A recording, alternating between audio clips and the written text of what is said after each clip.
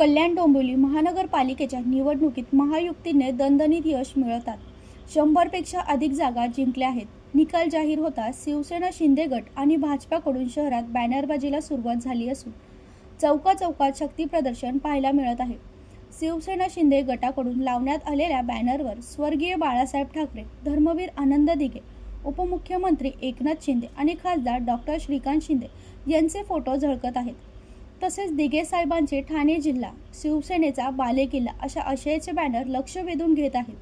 दुसरीकडे भाजपाकडून लावण्यात आलेल्या बॅनरवर प्रदेशाध्यक्ष आमदार रवींद्र चव्हाण यांचे फोटो असून गुलाल आपला 24 तास 365 दिवस, आपला माणूस आपला दादा अशा घोषवाक्यातून भाजपाचा विजय अधोरेखित करण्यात आला आहे.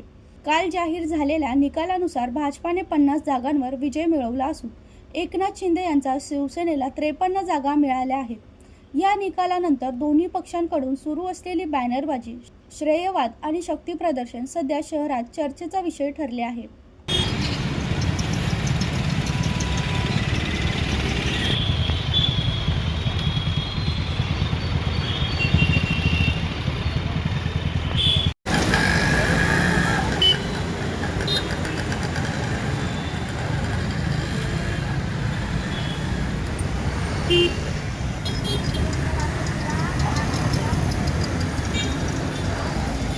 ब्युरो रिपोर्ट, जनशक्ती, कल्याण.